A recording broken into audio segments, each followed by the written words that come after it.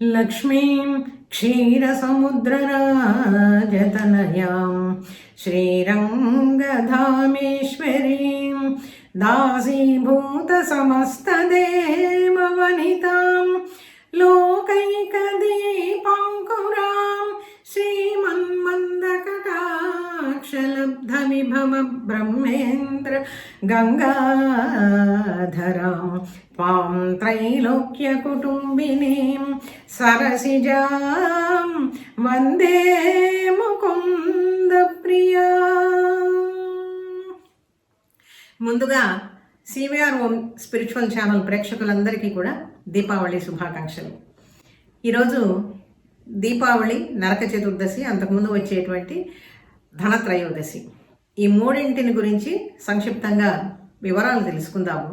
దీపావళి పూజా విధానం ఏమిటి, అసలు ఈ పండుగ యొక్క విశిష్టత ఏమిటి, 3 రోజులు ఎందుకు చేసుకుంటారు, ఈ విశేషాలన్నీ కూడా వివరించుకుందాం. ఆశ్వయుజ బహుళ అమావాస్య దీపావళిగా ప్రసిద్ధికెక్కింది. ఇది అందరూ కూడా చేసుకుంటారు. దేశంలో ఆసేతు సీతాచలము కూడా చాలా సంతోషంగా జరుపుకునేటువంటి పండగ ఈ దీపావళి. అయితే అమావాస్య రోజు కదండి, అమావాస్య రోజు తెలుగు వాళ్ళకి అంత శుభప్రదం కాదు కదా, అయినా ఎందుకు మనం జరుపుకుంటాము అని చెప్పి అనుకున్నట్లయితే దానికి కూడా ఒక విశేషం ఉన్నది. చీకట్లు తొలగి వెలుగులతో జీవితాలన్నీ కూడా పండించుకున్నటువంటి రోజు. అజ్ఞానపు చీకట్లు, బాధల చీకట్లు, భయాల చీకట్లు ఇవన్నీ కూడా తొలగిపోయి అందరి జీవితాల్లో కూడా ముల్లోకాల్లో ఉండేటువంటి దేవతలతో సహితము కూడా, ప్రాణులతో సహితము కూడా ఎంతమంది ఉన్నారో ముల్లోకాల్లో ఉండేటువంటి వాళ్ళందరూ కూడా సంతోషంగా వెలుగులు నింపుకుంటూ తమ గృహాల్లో చేసుకున్నటువంటి పండగ ఈ దీపావళి. దీనికి చాలా చరిత్ర ఉన్నది. ఎందుకు ఈ విధంగా చేసుకోవాల్సి వచ్చింది అంటే దానికి పూర్వరంగంగా ముందు వచ్చేటువంటి త్రయోదశి అంటే ఆశ్వయుజ బహుళ త్రయోదశిని మనం ధనత్రయోదశి అంటాం. లేకపోతే ఈ రోజుల్లో ధన్తేరాస్ అనేటువంటి మాట బాగా ప్రాచుర్యంలోకి వచ్చింది. దాని గురించి తెలుసుకోవాలి. ఆ మర్నాడు వచ్చేటువంటి చతుర్దశి, బహుళ చతుర్దశి, దీన్నే నరక చతుర్దశి అని చెప్పి నేను అంటాం. ఆ మర్నాడు అమావాస్య నాడు వచ్చేటువంటి దీపావళి. ఈ 3 రోజుల విశేషాలు కూడా సంక్షిప్తంగా తెలుసుకుందాం.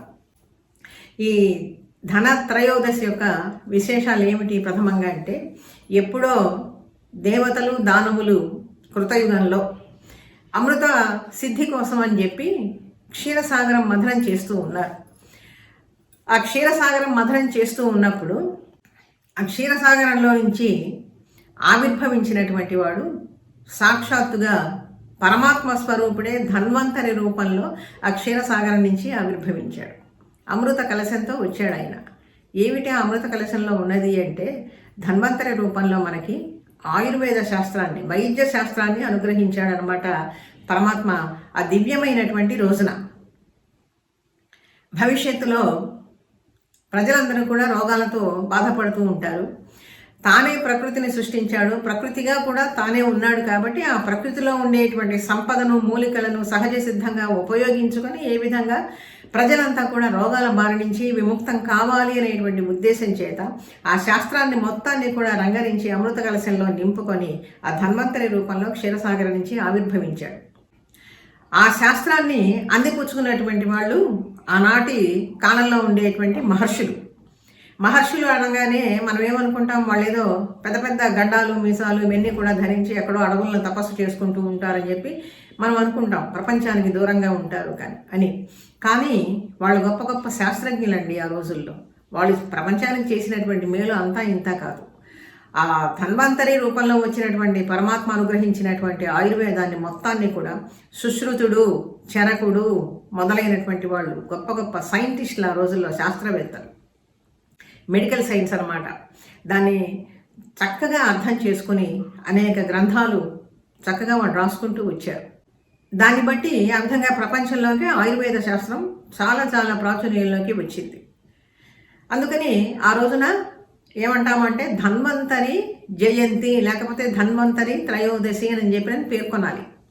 కానీ అది పోయింది. ధనత్రయోదశి, ధనానికి ఎక్కువ ప్రాధాన్యం పెరిగింది. ధనానికి ప్రాధాన్యం పెరిగి ధనతేరాస్ అంటే ఆ రోజు ఖచ్చితంగా బంగారం కొని తీరాలి అనేటువంటి ఒక అభిప్రాయం ప్రజల్లోకి వచ్చేసింది. ఇది ఎట్లా వచ్చింది అంటే ముఖ్యంగా ఉత్తర భారతదేశంలో ఉండేటువంటి వాళ్ళు వ్యాపారం అంతా కూడా చేసుకుని సంవత్సరం అంతా ఆ వచ్చినటువంటి లాభాల్లో కొంత మిగుల్చుకొని ఆ రోజున అంతో ఇంతో కొద్దిగా బంగారం కొనుక్కొని దాచుకునేటువంటి వాళ్ళు భవిష్యత్ కాలంలో ప్రయోజనాల కోసం కానీ బంగారం లక్ష్మీ స్వరూపము అని చెప్పి నేను భావించి కానీ ఎలాగో అట్లా. అందుకని ఆ రోజుకి ధనతేరాస్ అనేటువంటి పేరు కూడా ప్రపంచంలోకి ప్రసిద్ధమైంది. ఇప్పుడు ఇది మన రాష్ట్రాలకు కూడా వచ్చేసింది అనుకోండి.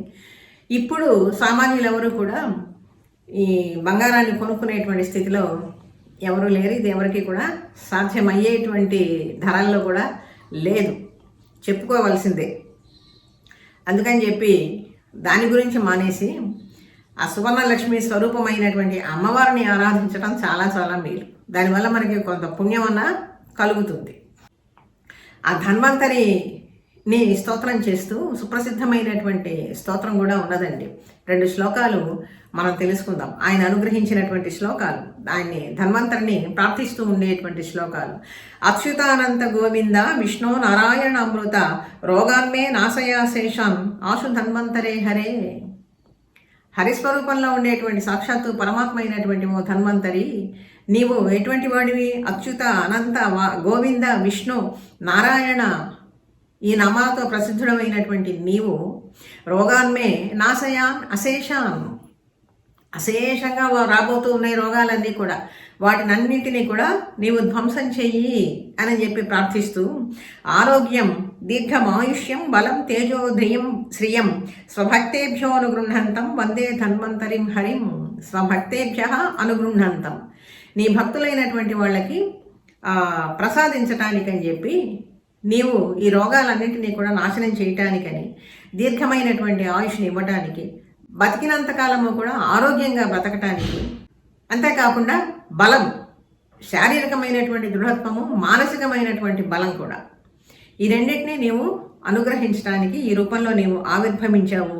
అటువంటి ధన్వంతరి రూపంలో ఉండేటువంటి పరమాత్మ నీకు నమస్కారం అని చెప్పి ఈ విధంగా ధన్వంతరిని మనం తప్పనిసరిగా తలుసుకొని నమస్కరించాలండి. ఆయుర్వేద శాస్త్రం మనకి అందించినటువంటి, ఆయుర్వేద శాస్త్రం ఆ విధంగా మనకు అనుగ్రహించినటువంటి పరమాత్మ మనకి లోకంలోకి తీసుకుని వచ్చినటువంటిది ఆ ధనత్రయోదశి, ధన్వంతరి త్రయోదశి అని చెప్పి పేరు. ఇంకా ఇది ధనత్రయోదశికి ఉండేటువంటి విశిష్టత.